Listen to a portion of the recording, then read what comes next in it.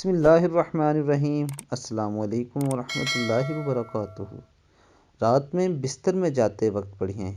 رسول اکرم صلی اللہ علیہ وآلہ وسلم نے ارشاد فرمایا، جو شخص بستر پر جاتے وقت 3 بار یہ کلمات پڑھے تو اس کے گناہ بخش دیے جاتے ہیں، گرچہ سمندر کی جھاگ کے برابر ہوں یا ریت کے ٹیلے یا درخت کے پتوں کے برابر یا ایام دنیا کے برابر۔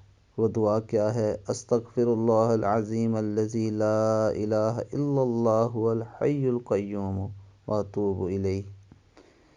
ترجمہ ہے، میں اللہ تعالی عظمت والے سے بخشش مانگتا ہوں، اس کے سوا کوئی معبود نہیں، وہ زندہ قائم رکھنے والا ہے اور میں اس کی بارگاہ میں توبہ کرتا ہوں۔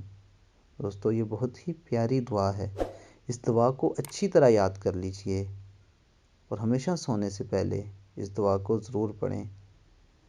اللہ تعالی ہمیں عمل کی توفیق عطا فرمائے۔ السلام علیکم ورحمۃ اللہ وبرکاتہ۔